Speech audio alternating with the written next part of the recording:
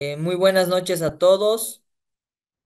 Quería agradecer primeramente al doctor Rodrigo, a la doctora Esther por esta iniciativa, ¿no? De eh, poder transmitir un poco del conocimiento que se tiene a lo largo de este tiempo, ¿no? Sobre el tema del mantenimiento preventivo y correctivo de los equipos, distintos equipos de laboratorio, ¿no? El tema principal como hoy va a ser el Starfax, que es, Hola. ¿me escuchan? Sí, se logra escuchar, Inge. Ya, súper. Bueno, si gusta podemos esperar podemos empezar ahora por ahí se van agregando más personas, falta mucho, no sé, eso podemos coordinar para no volver a repetir todo lo que vayamos pasando y tampoco que las otras personas puedan perjudicarse. No sé, dígame usted, doctor,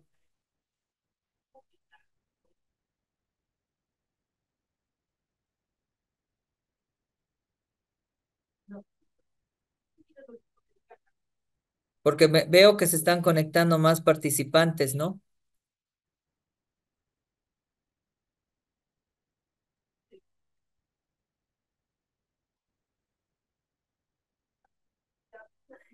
Esperemos un minutito más, por favor, seamos pacientes.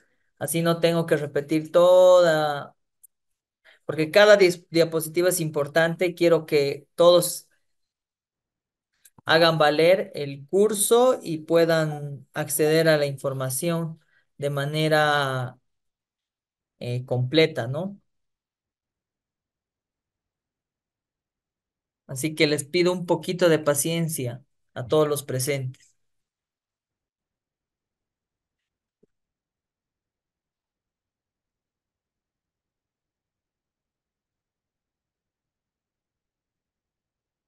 Un minuto, 30 segunditos más vamos a...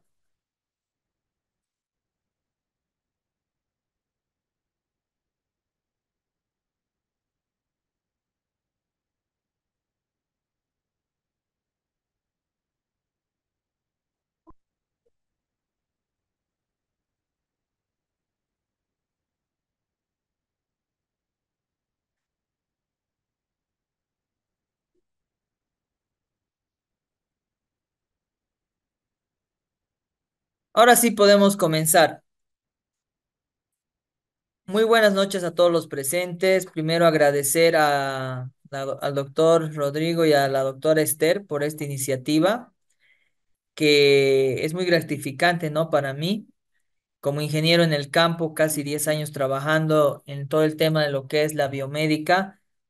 Hoy tengo el placer de poder dictarles, yo diría, dos temas distintos, pero obviamente que se complementan, ¿no? El cual es el mantenimiento como tal y luego está el tema de específicamente el desarrollo del equipo previsto, ¿no? Para esta noche es el StarFax como tal. El analizador de química semiautomático también, ¿no? Y vulgarmente como lo conocemos, StarFax. Sin más que decir, voy a empezar a proyectar las diapositivas para que todos puedan verlo. Eh, ¿Me lo permiten? Ahora sí, lo que se pueda. Ahora sí. ¿Me pueden decir, por favor, si es que se puede ver las diapositivas de manera correcta? ¿Alguien me puede confirmar? Sí, Inge, se puede ver de forma Oh, correcta. perfecto. Gracias, Doc. Ok, el contenido básicamente vamos a hablar sobre el mantenimiento de los equipos médicos que existe. Y vamos a hacer una ronda de preguntas, aclarar dudas. Sé que tenemos profesionales del área de la salud como licenciados en bioquímica, pero también tengo el gusto de presentar a colegas del ámbito que son ingenieros, tanto de la rama electrónica y biomédica, ¿no? Hablaremos de los tipos de mantenimientos, también tenemos una sección de preguntas ahí y luego obviamente vamos a ir a lo que creo que todos nos llama la atención y nos interesa. cómo solucionar problemas frecuentes y obviamente los componentes y el mantenimiento como tal del equipo StarFax. Entonces, dicho eso, comenzamos. Entonces dice, mantenimiento de los equipos médicos. El por qué tenemos que poder realizar esto, ¿no? Eh, Vamos a ver que cualquier laboratorio, clínica o hospital o un centro hospitalario de cualquier nivel deben contar con un plan de mantenimiento eficaz, ya que cualquier falla o parada inesperada significa no solamente una pérdida económica, que es hoy en día lo que muchas veces a muchas clínicas y centros los mueven, ¿no? Sino peor aún, como nosotros profesionales del ámbito de la salud, lo va a llevar a un riesgo de pérdida de vidas humanas, en una mayor o menor manera, dependiendo el área que nosotros estemos desempeñándonos, ¿no? Además, una planificación efectiva alargará la vida útil de nuestros equipos. ¿Qué es? Ahora, respondiendo al por qué, ¿qué es un mantenimiento o un plan de mantenimiento? El plan de mantenimiento es una serie de actividades o, como dice ahí, procedimientos que tienen como objetivo prevenir que cualquier equipo se detenga o contenga horas muertas, ¿ya? Y hemos dicho por qué. Porque si esto para, no tenemos un medio para, en el caso de los laboratorios, de reportar resultados a, a los médicos y el médico no va a poder hacer ningún tipo de tratamiento o clínica para el paciente, ¿no? Entonces, además, obviamente, de que hay una pérdida económica en todo esto. Entonces, ¿cómo hacemos un mantenimiento de equipos médicos? Los profesionales biomédicos acá en el área seguramente han llevado en una materia en la universidad una serie de maneras para dictaminar o métodos o metodologías, ¿no? Pero básicamente es realizar un programa de actividades que se necesita, según el equipo, a intervenir. No todos los equipos, recordemos, se deben proceder de la misma manera en su mantenimiento. ¿A qué me refiero?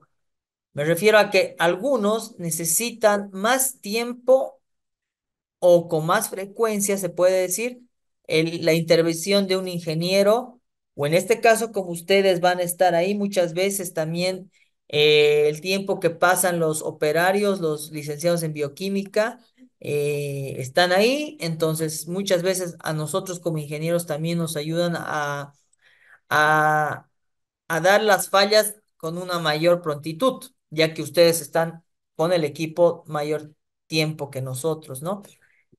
Estas también se dice que deben ejecutarse diariamente, semanalmente, mensualmente, trimestral, semestral y anual. Pero eso, como les vuelvo a repetir, depende del equipo. Aparte de las actividades a realizar, también se debe ver el cambio de repuestos y prevención de los mismos. ¿Qué sucede? Hoy por hoy, por ejemplo, en el contexto nacional que vivimos hoy en día, por ejemplo, hay un desabastecimiento de distintas,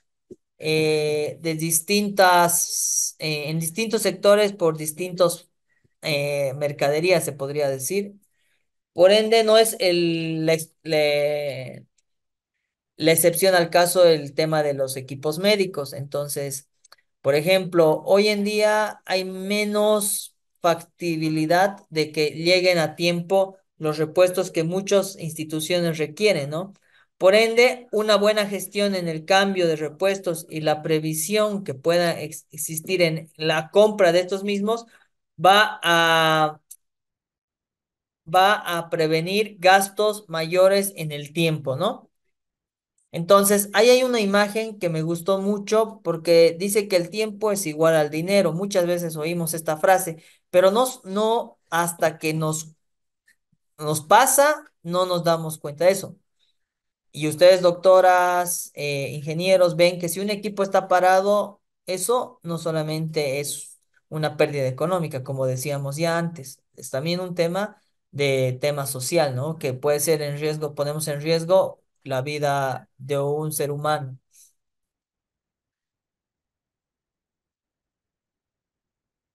Hasta aquí, para que no se vuelva simplemente aburrido y me escuchen a mí, quisiera poder entablar una serie de preguntas, estoy dispuesto a responderlas y si no, podemos hacer una ronda de no más de 10 minutos para ir continuando, ¿no?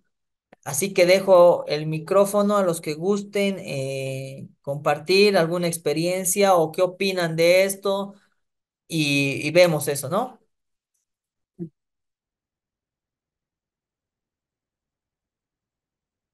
Si tienen alguna inquietud, si realizan sus mantenimientos, y, queridos colegas, doctores, doctoras, si están por ahí, quisiera escuchar anécdotas que puedan tener y ver y compartir, ¿no? La experiencia que tenemos todos y hacer el conocimiento más enriquecedor que de lo que estamos haciéndolo, ¿no?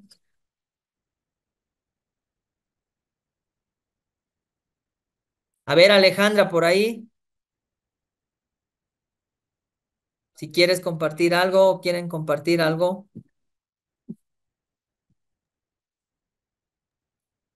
Inge, buenas noches. ¿Cómo bueno, está?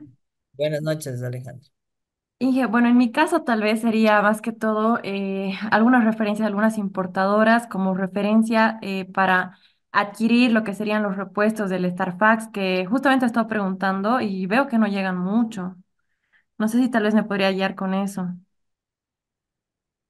Mira, el tema del Starfax como tal, sí sé que hay mucha desabastecimiento por el tema actual, ¿no? De los equipos. Podemos ir consultando aquí en la sala, porque ahorita yo tenemos un grupo de biomédicos en el chat y yo por lo menos hasta ahora no he tenido ningún tipo de inconveniente. Eh, Sé que no hay varias importadoras que traen esto, pero no te podría dar la referencia de unas en específica ahorita que haciendo memoria, te soy sincero. No sé si alguien quisiera dar una recomendación, es bienvenida, ¿no? Aquí para a la colega ayudarnos.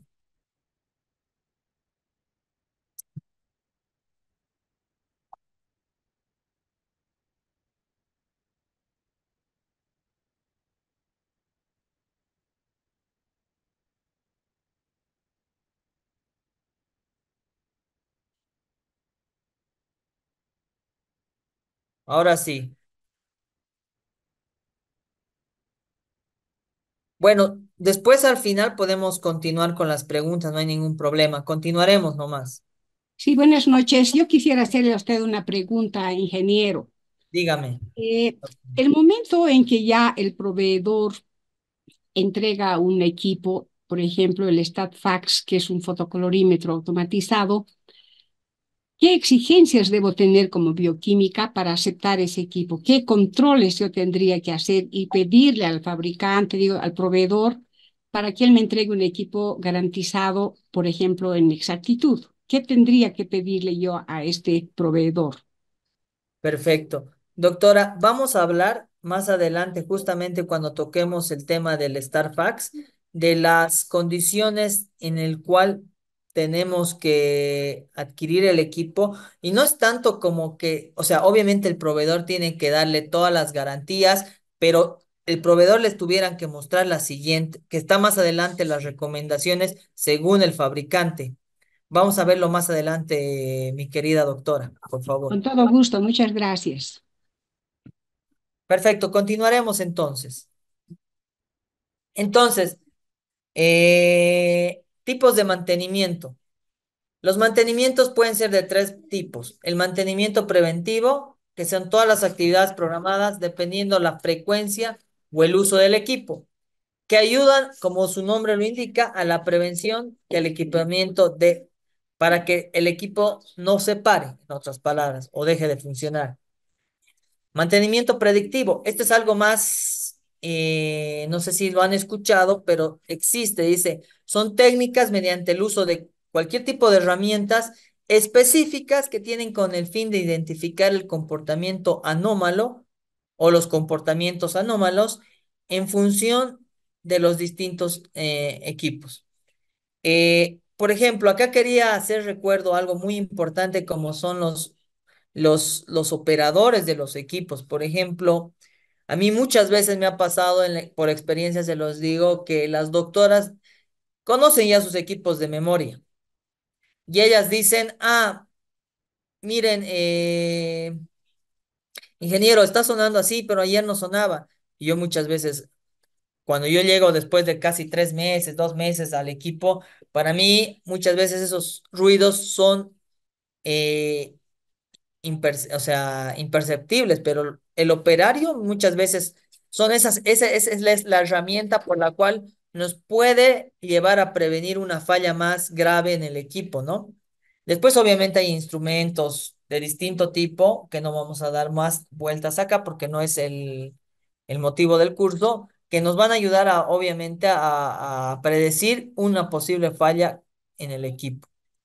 Después tenemos el mantenimiento correctivo, ¿no? El mantenimiento correctivo son todas las tareas que se realizan para la corrección de una falla. Lamentablemente, este, e- este mantenimiento correctivo ya tiene un costo mayor. Muchas veces, y esto quiero aclarar a todos aquí presentes, tanto colegas como bioquímicos que están acá, doctores, que por no ahorrar, por ahorrar un poco en los mantenimientos preventivos, y esto es algo que yo he ido aprendiendo en el tiempo, al final, cuando el equipo para, por X o Z razón, el mantenimiento correctivo eleva los costos de la máquina. Y obviamente muchas veces tenemos el imprevisto, como decía la colega, de que no hay repuestos. Y si no hay repuestos, ni con dinero, nada, va a estar el equipo parado y así puede estar parado por mucho tiempo. Lo cual, como hemos dicho, ya tiene nos da dos finalidades. El que el equipo esté parado y perdamos dinero y obviamente no podamos, mm, en algunos casos, poner en riesgo el tema de salud de los pacientes, ¿no? No tanto así, digamos, podríamos decir en los laboratorios, porque hay distintas normativas, no sé si en todas las cumplen, obviamente, pero que normalmente tuvieran que tener uno o dos equipos alternativos o distintas técnicas para reportar los resultados como tal, ¿no? Pero normalmente tenemos simplemente un equipo que nunca le hacemos mantenimiento, muchas veces, quiero recalcar, y si ese equipo para, bueno, tenemos las consecuencias, ¿no? Tipos de mantenimientos y actividades, ¿no? Dentro de los mantenimientos preventivos y demás, se tienen todo este tipo de actividades. Esto es simplemente una de las principales actividades, ¿no? Las calibraciones, que consiste en realizar un balance de los resultados obtenidos de un equipo y su comparación con los estándares internacionales o normativos. Inspecciones.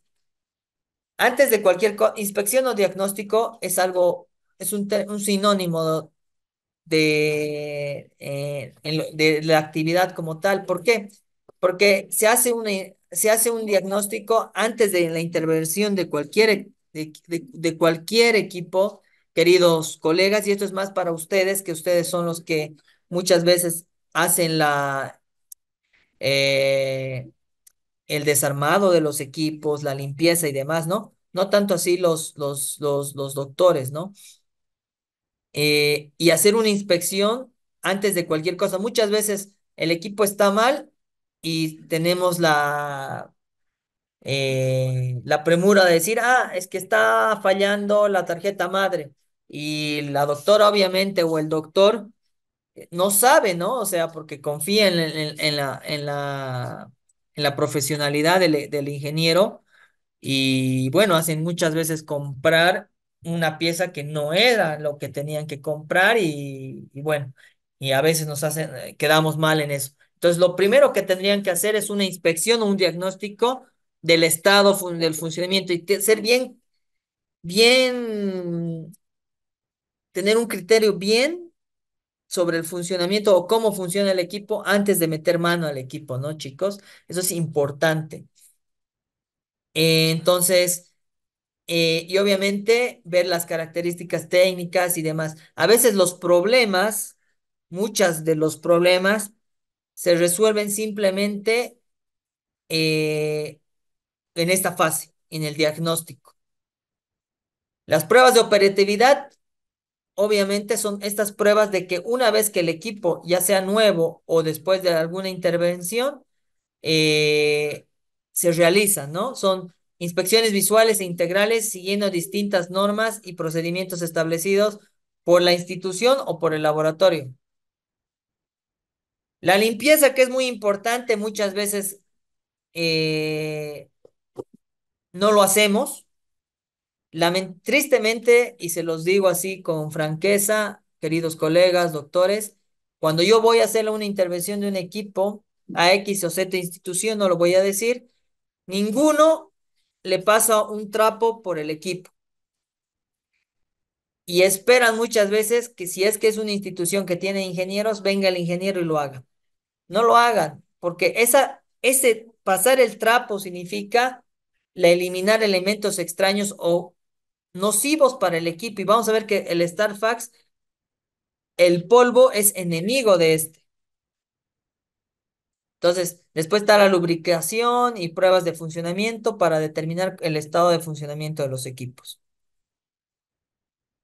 Ahora, más o menos, este es un criterio, según la experiencia que yo tengo, de cuánto del porcentaje debería tener un mantenimiento preventivo, predictivo y correctivo. Como ven, hago énfasis en los mantenimientos preventivos. Normalmente los mantenimientos preventivos son revisión, calibración, limpieza y lubricación y cambio de partes de menor valor. Todos los equipos, especialmente los equipos de laboratorio, conllevan al cambio de partes por el uso, ya sea mangueras, agujas, tubuladuras, etcétera, ¿no?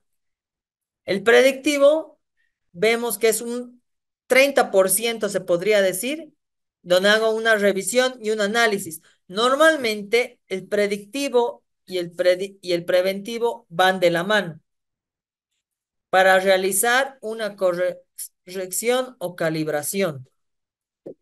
Y bueno, lamentablemente el correctivo, hoy por hoy en nuestro medio, es el que mayor se lleva. No debería ser así. El correctivo, bueno, el preventivo, es al revés, se podría decir, esta torta que podemos ver, este gráfico, porque el correctivo normalmente es el 60% de todos los casos de intervención, por falta de los dos primeros mantenimientos, ¿no? Y donde realmente debería ser simplemente el 10% de las veces que vamos a intervenir el equipo. Y en el correctivo, obviamente, hacemos el diagnóstico, el cambio de partes, muchas veces de alto valor, calibración y las pruebas de funcionamiento. Un correctivo normalmente lleva de 1 a 3 días. Fácil. De 1 a 3 días, y si no tenemos ningún tipo de, no tenemos ningún tipo de equipo de respaldo, se podría decir, entonces, ¿qué pasa? Nos quedamos sin equipo, no podemos procesar las muestras y obviamente es una pérdida de dinero para el laboratorio. ¿Me dan un segundito, por favor?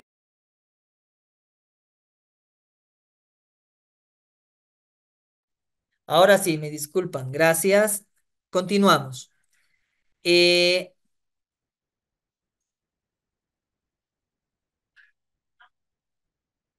Sé que he hecho así esto para no hacerlo tan monótono.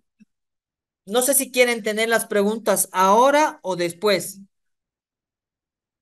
Para no, porque como es mucha información, o sea, muchas veces vamos a perder el hilo de todo lo que estamos hablando. Entonces, Por eso yo he hecho preguntas en cada sección, pero va a depender de ustedes, o vamos directo, o eso lo hacemos al último.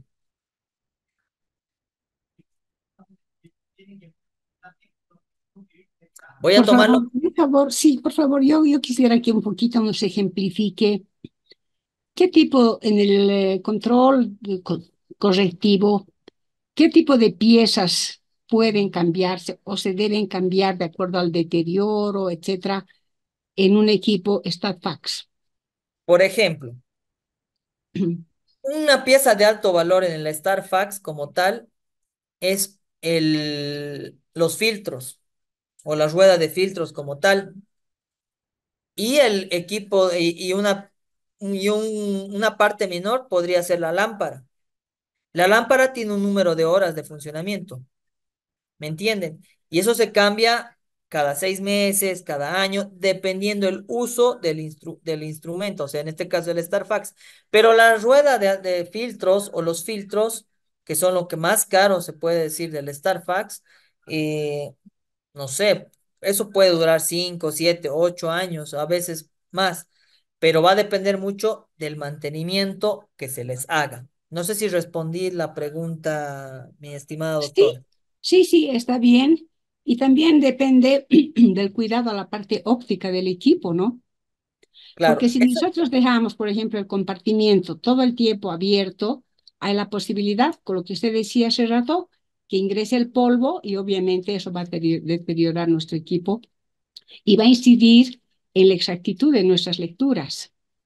sí, exactamente. El polvo en este caso, vamos a ver más adelante, el siguiente punto, ya toca ver el tema del Starfax como tal. O sea, del cómo hacer el mantenimiento de esto. Ya les voy a hablar de cómo se hace el desarmar y demás, ¿no? Muchas gracias. Sigamos. ¿Alguien más que quiera decir? ¿Alguien más que quiera acotar algo, hablar algo respecto a este tema, alguna experiencia, algo? Sea bienvenido. Son 5 minutos que vamos a tener para poder hablar y continuar.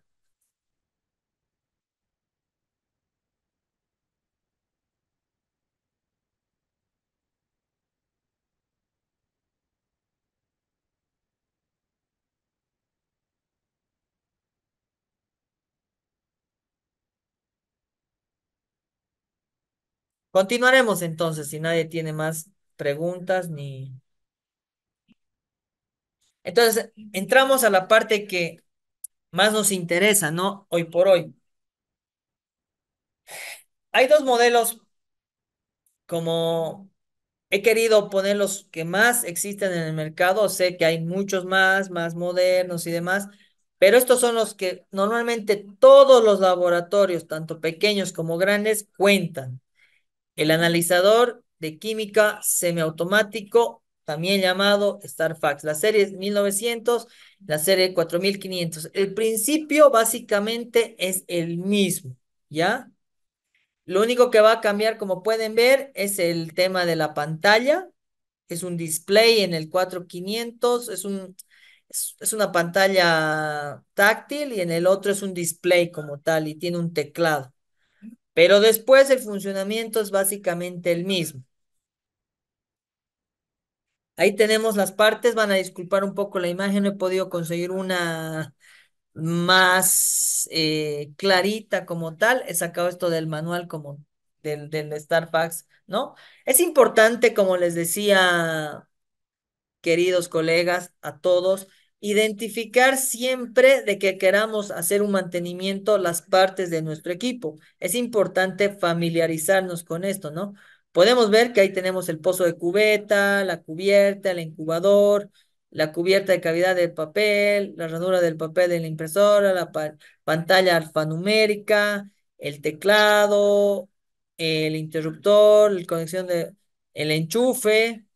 Es importante no identificar esto porque muchas veces no prende el equipo y lo primero que hacemos, y a mí me ha pasado, ingeniero, no prende el equipo.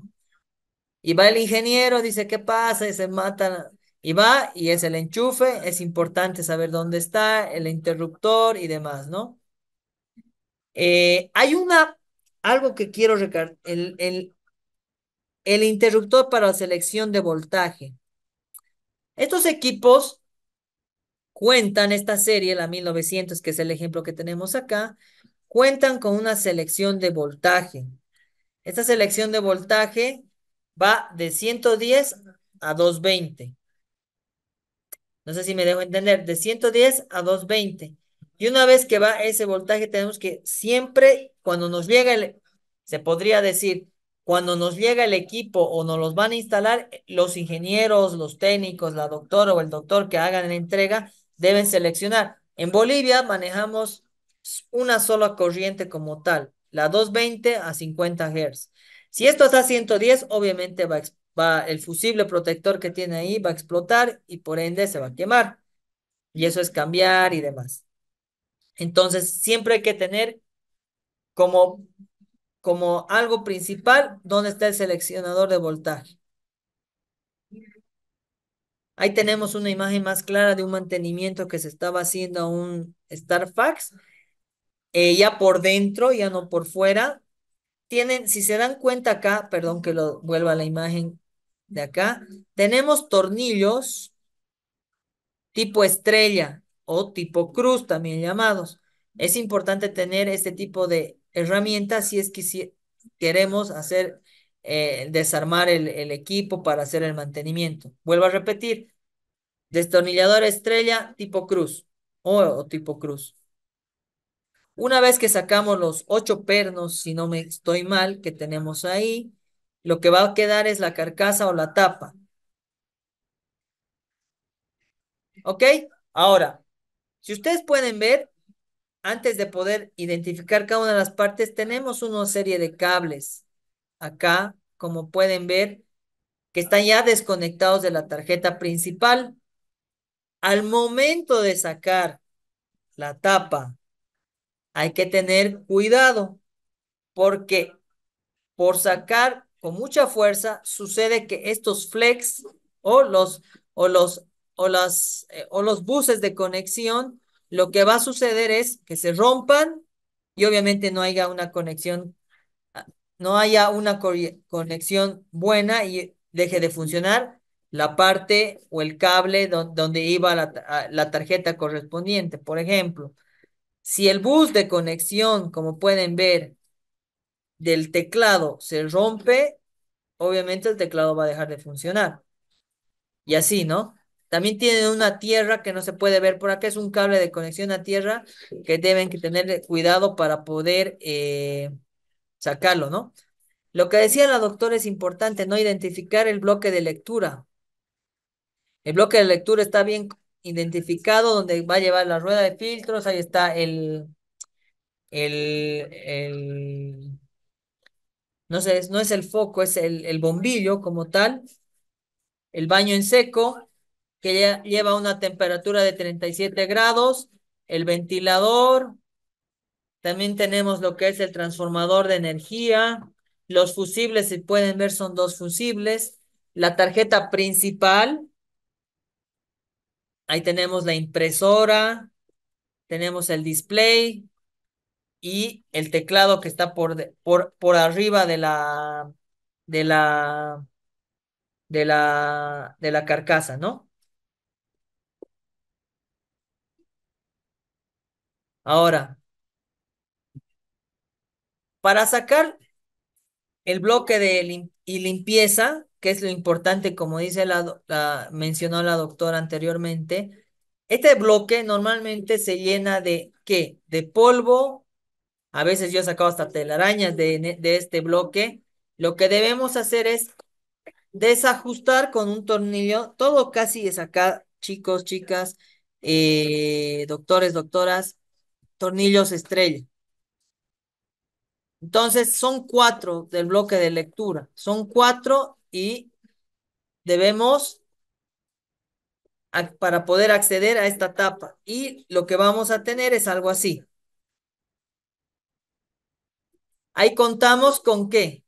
Con la rueda de filtros y el bloque. ¿no? Ahora, para limpiar esto, debemos usar un paño que no deje ningún tipo de pelusa o rastro, porque obviamente ya estamos sacando y alguna vez ha pasado, sacamos el polvo y demás, hacemos el mantenimiento y lee cualquier cosa. Y sucede que se ha quedado una partícula del trapo y demás adherida a la superficie de la rueda de filtros o a la carcasa, impidiendo así el correcto paso de la luz. Entonces aquí lo que nos interesa es sacar el polvo de este bloque, ¿no? En realidad de todo el instrumento como tal. Mantenimiento de la impresora, como pueden ver, normalmente a estos equipos, los originales como tal, si no estoy mal, no estaban llegando. Y obviamente lo que hacemos es adaptar un tipo de impresora, pero esta adaptación obviamente necesita hacer ya, esto es más un tema electrónico, o este trabajo ya es hecho, está destinado a hacerse por un profesional electrónico, lo que hace para la adaptación, ¿no? Del enchufe o el cable bus serial que está por ahí. Entonces, lo que hace es sacar, para no complicarlos, ¿no? Es agarrar, sacar los dos tornillos y limpiar el polvo que exista. También como una pieza de alto valor, se podría decir la impresora. Entonces, haciendo este mantenimiento, sacando el polvo de esto, podemos alargar la vida y hacer una correcta impresión, ¿no? Después, el teclado. Este teclado estábamos haciendo un reemplazo como tal del teclado. Y como ven, este teclado viene con un pegamento, una pegatina para apoyar en la superficie de la carcasa. Cuando se lo reemplaza, lo que hacemos es limpiar primeramente con alcohol isopropílico, es normalmente la superficie, y obviamente limpiarlo y reemplazarlo, obviamente, el teclado nuevo. Sacando el viejo, con cuidado manipulando el bus de conexión de datos que pasa por esa ranura, como lo pueden verificar, y llevándolo a la tarjeta principal.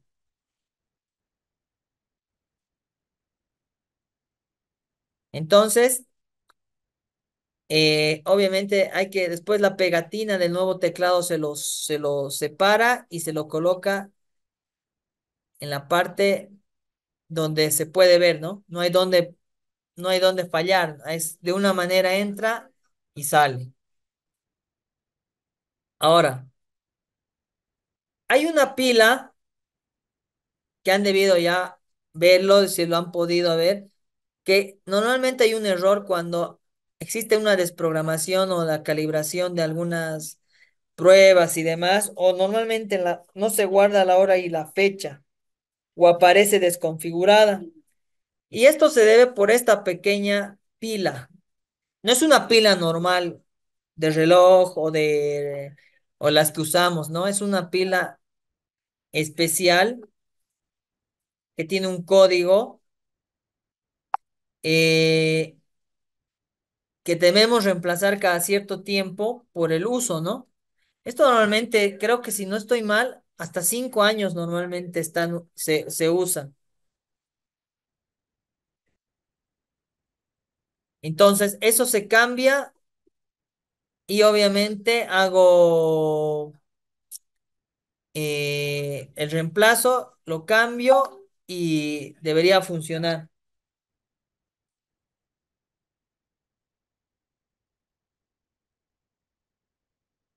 Ahora, lo que normalmente alguna vez ya lo pueden hacer y lo pueden calibrar ustedes, y yo creo que lo tendrían la facultad también de hacerlo las doctoras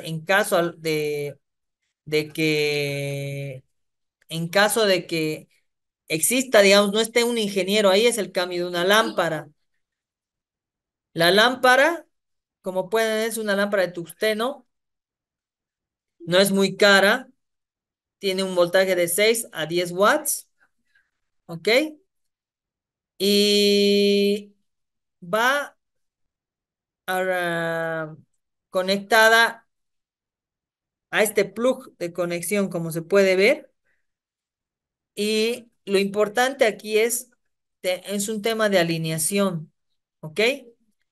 Entonces, cuando se reemplaza la lámpara o después de un tiempo, los voltajes van a empezar de los filtros, van a empezar a disminuir.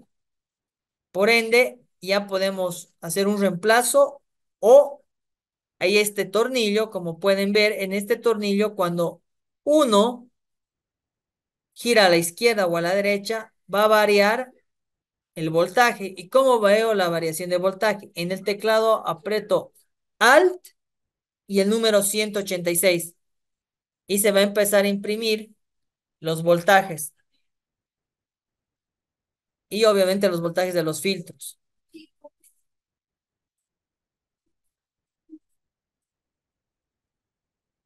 Y empezamos, lo que hace este tornillo como tal es alinear el haz de luz por donde pasa por los filtros. Entonces, el voltaje va a variar entre 2 a 8 para que funcione el equipo. Idealmente, debemos tener un voltaje en la media de 5 y dejarlo funcionar de esa manera.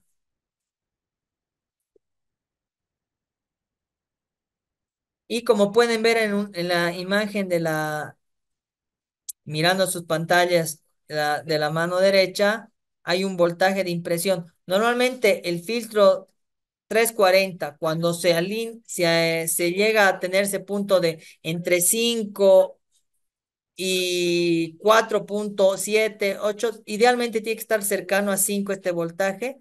Los demás filtros se van a alinear.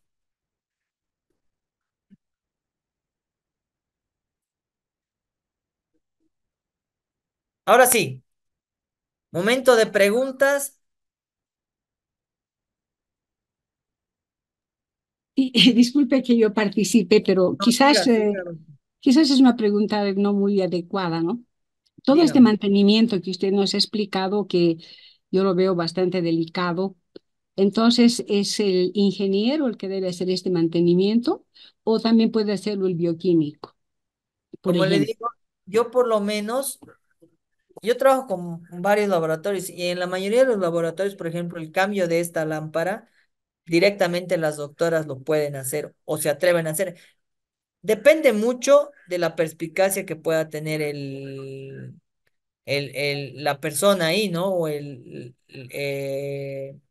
La idea que pueda, muchas doctoras, por ejemplo, lo hacen este mantenimiento, el cambio de la lámpara por lo menos. No así tanto tocar el bloque de cosas. Recién vamos a ir a la parte, digamos, donde si quiere así decirlo, doctora, más sencilla del mantenimiento para que ustedes lo puedan realizar, ¿no?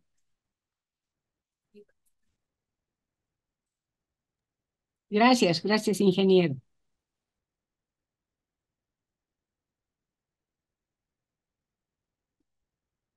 Continuando, si no hay más preguntas, Dije, una consultita.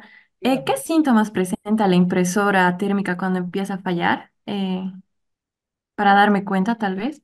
Normalmente ya no imprime claro, o sea, Pero imprime podría ser. borroso. Perdón, sigue. Dije. Dime. O sea, Eh, normalmente la impresora empieza a imprimir así borroso, como se podría decir. y podría ser el caso que imprima bien, pero presente ruidos inusuales. Normalmente hay un ruido al momento de imprimir, Ujú. pero no debería ser un ruido excesivo, ¿no? O sea, si es así, deberías abrir el equipo y fijarte por ahí exista polvo, suciedad O puede ser que el motorcito que hace girar esté ya gastado. Está bien, Inge, gracias. ¿Alguien más?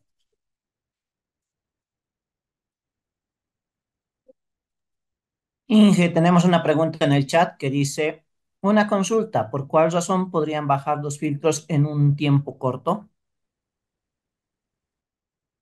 Ah, ¿por qué podría bajar el voltaje de los filtros en un tiempo corto, menos de una semana? ¿Podría ser?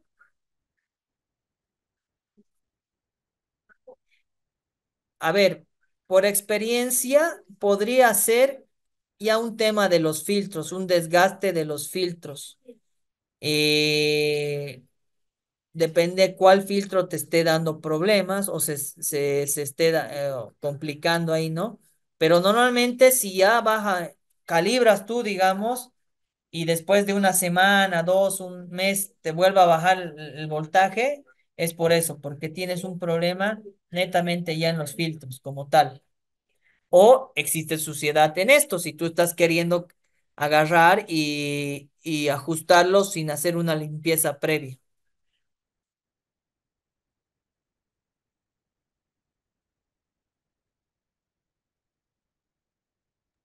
Inge, ¿Alguien una más? pregunta al respecto, es de curiosidad también. Dígame. Eh, si hay esas condiciones de la relación de voltaje con los filtros, si todo Sí. estuviera correcto, ¿cómo podríamos saber que ya esos filtros han perdido su nitidez, digamos, su nitidez? ¿Cómo podríamos saber, descartando que se trata del voltaje? O sea, el tiempo de vida, digamos, de esos filtros. Normalmente la linealidad le va a afectar en las pruebas, ¿no? Eso es básicamente, pero si hay algún problema con los filtros, va a haber una obstrucción, ya sea por la tierra o por el desgaste.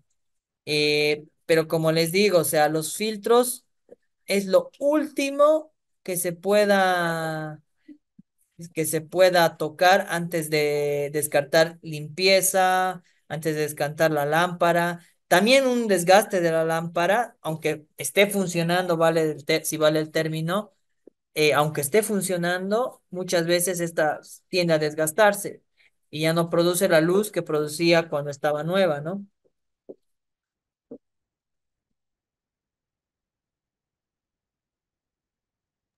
Muchas gracias. De nada.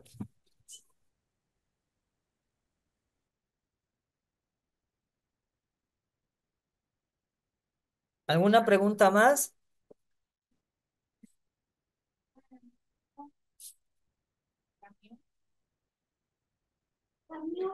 Bueno, al final vamos a tener una ronda de preguntas más.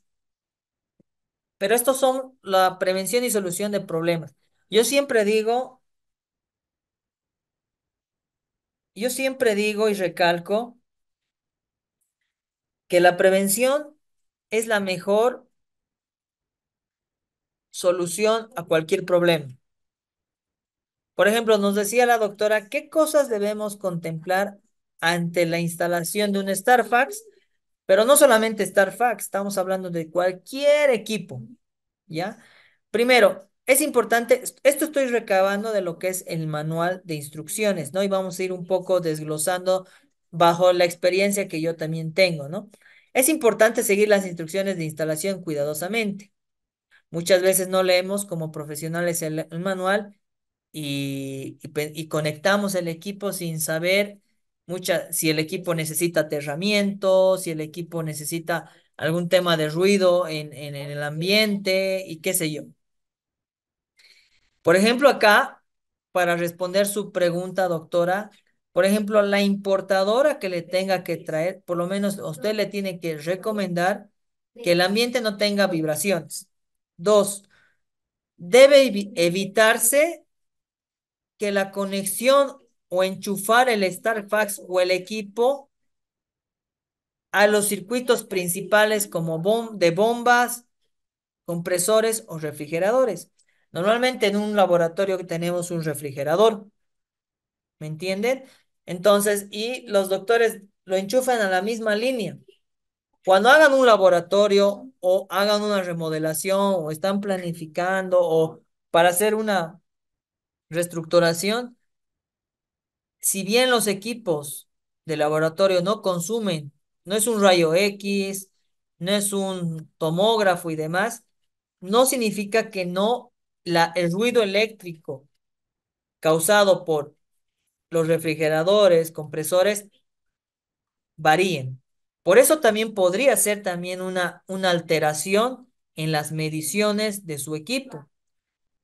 En ese entendido, normalmente la normativa nos pide que la instalación de refrigeradores o equipos de alto consumo, lo vamos a llamar así, tengan su línea aparte de los equipos eh, como ser microscopios, Starfaxes y demás, ¿no? Es importante recabar esto porque no lo sabemos y enchufamos en la misma línea y ahí hay problemas. No todos los equipos tienen su aislamiento eléctrico o de ruido eléctrico. Los Starfaxes no lo cuentan y les afecta por este momento. Eh, para asegurar el rendimiento óptimo, como dice, y sin problemas, el instrumento debe mantenerse seco y operado en un área libre de polvo excesivo. No quiere decir que no exista polvo. Nosotros bueno, yo les hablo desde la ciudad de Cochabamba y en Cochabamba hay mucho polvo. En algunos lugares más que otros. Pero normalmente en el ambiente laboratorio, idealmente no tiene que existir un polvo excesivo. Hay, pero no debe existir un excesivo polvo, porque obviamente eso va, como ya hemos dicho, en las lecturas, en el rendimiento y en el deterioro de las partes.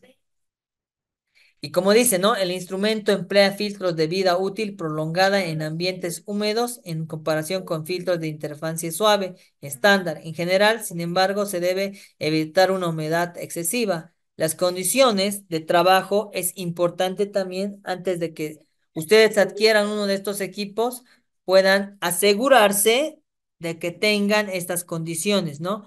El funcionamiento es de 15 a 33 grados y menos de 80% de humedad. Estas recomendaciones son hechas por el fabricante, ¿no? Muchas veces las importadoras, las casas comerciales, lo que hacen les importa vender, pero no hacen una inspección técnica. Yo les digo como profesional, doctoras, doctores, que ustedes tienen laboratorios antes de adquirir cualquier tipo de equipamiento, deben exigir una inspección a sus ambientes. No solo que haya un espacio ideal para el instrumento, sino que se cumpla con agua, luz, muchas veces, dependiendo del equipo. La calidad del agua también es importante en todos los equipos de laboratorio. ¿Qué otra cosa más? Y obviamente la electricidad, que tenga un buen aterramiento. Aquí en Cochabamba, eh, no voy a decir todos, pero pocos son los laboratorios que cuentan con un aterramiento adecuado. Muchos de los instrumentos, cuando no tengan un aterramiento, van a presentar errores random o extraños, se podría decir, a causa de esto.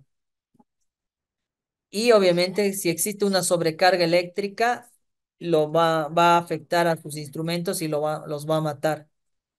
Eso como recomendación. Y ustedes, colegas que tienen siempre que hacer su inspección técnica antes de poder instalar, porque sucede que a mí me pasó que iba con el instrumento y no había ni siquiera cómo meterlo por la puerta, porque el instrumento o el equipo era muy grande o no tenía ni siquiera el mesón adecuado y bueno, son cosas que uno va aprendiendo, así que importante como recomendación hacer una inspección técnica. Sé que es un poco más moroso, no nos gusta hacer muchas veces papeleo, pero lo debemos hacer para evitar deterioro del equipo y obviamente una instalación más tranquila, ¿no? Ingeniero, Dígame. buenas noches. También es Buenas. muy importante también que estén conectados a UPS, ¿no? Para, Exactamente, sí, sí, sí, sí. es muy Estoy- importante. sí, Más a aún, ver, digamos, en lugares donde hay mucho, este, donde la corriente no es muy estable, ¿no? claro. Y eso es lo que, por ejemplo, yo por lo menos, cuando yo voy a hacer una instalación de cualquier equipo, lo primero que yo hago es cerciorarme del tema eléctrico. Si el cliente, hay a veces equipos que necesitan, como dice usted, una UPS. ¿Por qué? Porque el equipo al manejar líquidos, no todos los equipos lo hacen, pero hay una gran mayoría de equipos automáticos en laboratorio como tal, tanto de químicas, CLIA y demás, manejan líquidos. Y si este equipo como tal se apaga, se precipita y por ende, obviamente, falla. Entonces, para garantizar el buen funcionamiento, es importante, como usted dice, idealmente, no todos por una cuestión económica. Yo normalmente vendo equipamiento sí o sí con UPS, independientemente de que el cliente lo tenga o no. Sé que es un poco un costo más elevado, pero sí o sí tienen que tener. Uno, por la estabilidad eléctrica que le ofrece la UPS y dos, por la garantía de que el equipo va a seguir funcionando pese a un corte eléctrico. Normalmente en la, eh, se puede decir en los lugares que están lejos de las ciudades, llegan muchas veces a tener falta de luz y los equipos, ¿qué hacemos? Entonces, agarramos y tener una buena UPS conlleva que el equipo siga funcionando por lo menos a terminar de procesar. El UPS vale recalcar que no es una garantía de que todo el día pueda funcionar, va a depender. Para eso existe un generador, pero el UPS le va a garantizar 1, 2 horas de que el equipo no se pare a medio procesamiento y obviamente pierda material y todas Ingeniero, esas muestras que están, ¿no? disculpe, ¿y no sería también uno de los motivos para que los filtros se dañen, digamos, más pronto? Porque, Sí, digamos, si se para en pleno proceso, usted sabe que generalmente los reactivos son corrosivos, ¿no? Van a cimentar ahí hasta que vuelva la luz o... sí, es por eso le digo, Doc, como usted dice y tiene razón, idealmente la mayoría de los instrumentos, a excepción de los Vortex y demás, centrífugas y demás esas, se podrían, deberíamos tener una UPS o un estabilizador en su defecto, para que esto trabaje de una buena manera y ustedes como propietarios o propietarias del instrumento estén más seguras. Es una inversión, yo sé, la UPS es una inversión, pero es algo que vale la pena en el tiempo, para evitar daños, como usted dijo, en filtros, en la electrónica y demás de los instrumentos.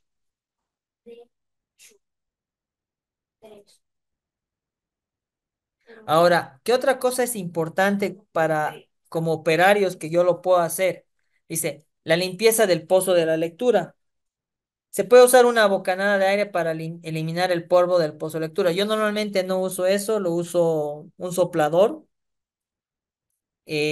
o de alguna manera podrían usar también un hisopo por ahí, pero es también un poco eh, que se llama difícil de controlar, ¿no? Con alguna manera de efectuar aire en el pozo para sacar toda la precipitación que puede ser o polvo, ¿no? Y después dice, use un paño suave, ligeramente húmedo para eliminar la suciedad de los derrames. Para la descontaminación, siempre se recomienda alcohol al 70%, isopropano. No se recomienda el uso de otros productos químicos o limpiadores abrasivos. Se debe tener cuidado de no mojar excesivamente el teclado. Ya, antes, y esto como comentario simplemente, Como trabajamos con patógenos, trabajamos con sangre y demás, lo que hacían era agarrar y hacer la limpieza con el hipoclorito de sodio. El hipoclorito lo ponían a todo, incluyendo a las superficies y a los equipos. Pero el hipoclorito, si bien es un buen eliminador de agentes patógenos, también es un corrosivo. Y por ende, si ustedes empiezan a limpiar con eso, si lo están haciendo, no lo hagan. Sus equipos a las carcasas lo van a, primero se va a salir la pintura, segundo, si es plástico, lo va a ir quebrajando y se va a romper. Por eso es que aquí claramente nos dicen que el único desinfectante, como se puede decir, permitido en esto es el isopropanol o el alcohol isopropílico al 70%, el alcohol al 70%.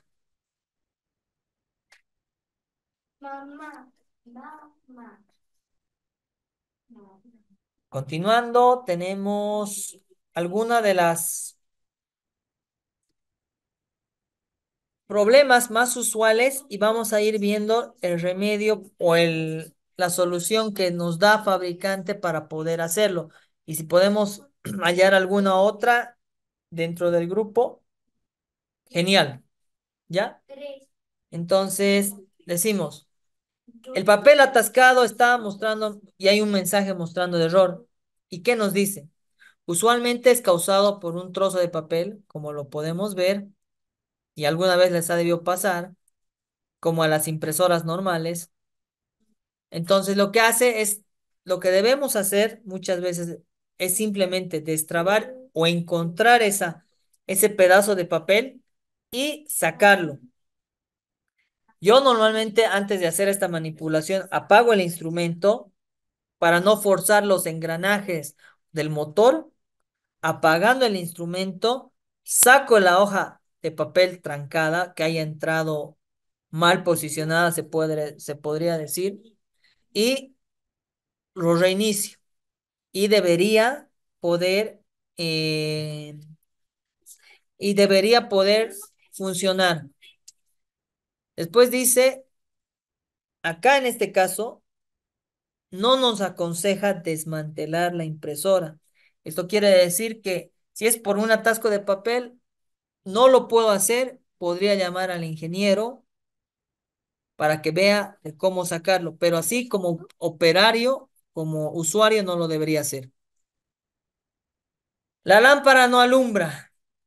Reemplazo de la lámpara, hemos hablado que cómo se debe hacer la lámpara, sacar, colocar, y obviamente esto ya es un tema ya más de ingeniero, del biomédico como tal, y alinearlo.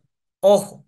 No es según lo que yo he ido viendo, hay varias doctoras que hacen esto y lo pueden hacer, pero va a depender de el interés o de la audacia de la persona, ¿no? Ahora, como dice, hay una vida útil que nos muestra ahí. Sobre los 300.000 tubos, ya la lámpara nos va a empezar a molestar. Pero va a depender. Si ustedes se dan cuenta, ya no es un tema de tiempo, es un tema de volumen de muestras que nos está mostrando. Dice, y nos aclara, ¿no?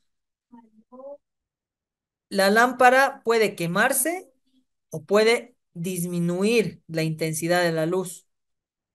Y para ende, para los dos casos, lo que debemos hacer es el reemplazo. Dice, el instrumento tiene ya muchos años y ha perdido su linealidad con el tiempo. ¿Ok? Va a depender. Normalmente un equipo médico, un instrumento, dispositivo médico, ahora la normativa nos decía de que puede durar hasta 8 o 7 años, dependiendo del mantenimiento que se les da. Las cajas nacionales como dato, y esto ya es algo nuevo que han sacado, que la vida útil les está dando hasta 8 años. Antes era 5 para poder reemplazar o pensar en reemplazar un equipo. Pero ¿qué pasa? Normalmente cuando pierde la linealidad del equipo, el StarFax como tal, es directamente la rueda de filtros, hay que hacer el cambio. Retome el instrumento para reemplazarlos, para retardar la deterioración de los filtros, almacene el instrumento en un ambiente con aire acondicionado, o sea, con las condiciones que previamente hablamos de funcionamiento. Ve que ahí es útil saber dónde y a qué y cómo estamos instalando el instrumento. Esto quiero que lo tengan en mente porque no es ponerlo el equipo donde sea, en otras palabras. Si nosotros controlamos el ambiente en el cual el equipo se instala, vamos a permitir alargar la vida útil de este mismo, sin duda. Respuestas incorrectas son obtenidas para controles químicos. Hay 4 posibilidades, como ven ahí, para poder ver, ¿no? Verificar los procedimientos y materiales usados fueron válidos, o reactivos contaminados. Normalmente debemos verificar varias cosas de la preanalítica para poder antes echarle la culpa al instrumento, ¿ya? Esto, mi queridos doctores, doctoras, es importante, porque muchas veces el equipo no está dando unas buenas lecturas, pero estamos usando tubos sucios o mal lavados, ¿me entienden? Entonces, es importante tomar estos pasos antes de poder ingresar a la lectura del equipo. Revisar los procedimientos de blanqueo, leer el tubo varias veces para confirmar si existe repetibilidad. Normalmente, si nos fijamos en la preanalítica, en el manejo de cualquier instrumento, muchas veces lo que hacemos es eso, corregir estos errores. Debemos controlar estos factores externos al equipo para poder trabajar con el equipo. Ahora dice, el instrumento carece de reproducibilidad. Si la repetición de las lecturas varían altas y bajas, compruebe que la reacción sea completo y que el tubo ese afectado no fuese contaminado antes de usarlo con un cromóforo liberado o consumo de la reacción puede estar ocurriendo. A continuación, compruebe que la sustancia, nos dice, a continuación, compruebe que la sustancia no es afectada por el calentamiento de la lámpara o de la temperatura. Ojo, que tenemos un baño seco. La temperatura tiene que estar en 37 grados. No se olviden. Si suben y 37 grados, y esto no tiene que ser un valor rígido, se podría decir, tiene un valor, una variación de 0,3, 0,5 más menos grados centígrados, me refiero. Cuando esta temperatura excede, puede ya haber cambios, obviamente, en la muestra y alteraciones en el resultado, como lo podemos ver. Como puede decir, ven ahí, es un tema de la temperatura.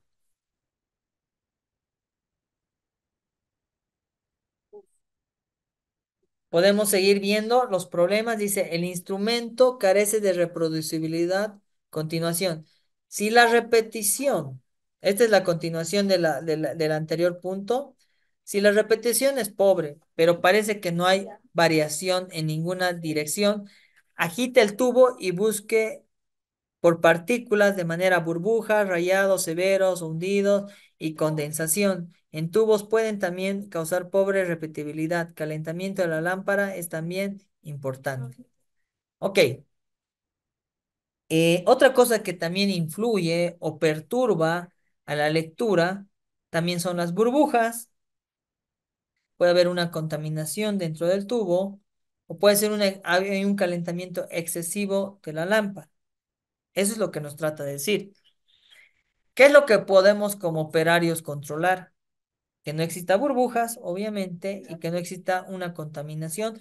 En caso para poder repetirlo, para descartar esto, tenemos que obviamente hacerlo en un tubo limpio y cambiar la muestra de este tubo para poder repetirlo. Si vuelve a pasar, ya puede ser un tema de exceso de calentamiento de la lámpara.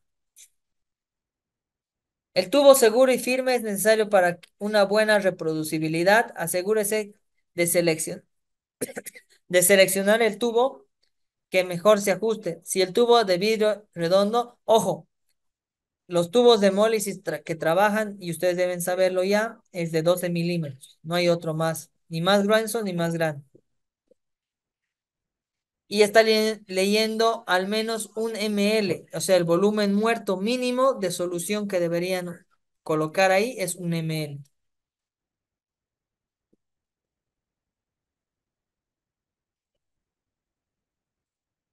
La impresión es tenue e incompleta, lo que decía nuestra colega Alejandra.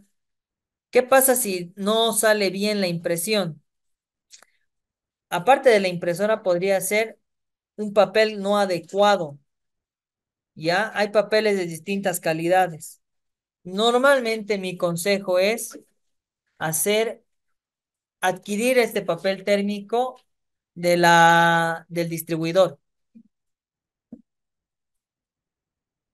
La operación normal del instrumento es interrumpida repentinamente. Como todos los aparatos controlados por microprocesadores, fluctuaciones e interrupciones de la fuente de poder puede causar que el instrumento falle. Las teclas no respondan al contacto y la pantalla puede permanecer fija. Apague el interruptor y este espere por 5 segundos. El típico prende y apague, doctora, funciona casi siempre. Pero aquí es algo importante. Por ejemplo, una mala calidad en el suministro eléctrico puede generar este problema, pero muchas veces, si genera este problema, puede generar un daño en los componentes electrónicos. Y es por eso que quiero recalcar, y es importante, gracias doctora por la mención de la UPS, para evitar este tipo de inconvenientes. El instrumento no reconoce la inserción del tubo. Muchas veces, y esto es algo que me pasó últimamente, en el pozo de lectura, abajo hay como un botón, se podría decir, que activa para realizar la lectura. Y esto les digo a los colegas que conocen. Uno puede estar sucio o está haciendo mal contacto. Eso se soluciona abriendo el instrumento y haciendo una limpieza. Compruebe, obviamente, obviamente, esto es el paso final. Lo anterior ha dicho esto, si no está reconociendo en el pozo de la lectura, en la inserción del tubo, dice, compruebe si el instrumento está en modo mosquito, si la en línea de volumen de muestra, tantos. El mosquito es un accesorio que tiene el equipo. Muchos no lo tienen y hay que desactivarlo. Depende mucho si es que lo tienen o no. Pero si lo hacen de la manera habitual con el tubo, ingresándolo para la lectura, asegúrense de que exista un buen contacto en el fondo del pocillo con se podría decir, interruptor que tiene debajo del pozo.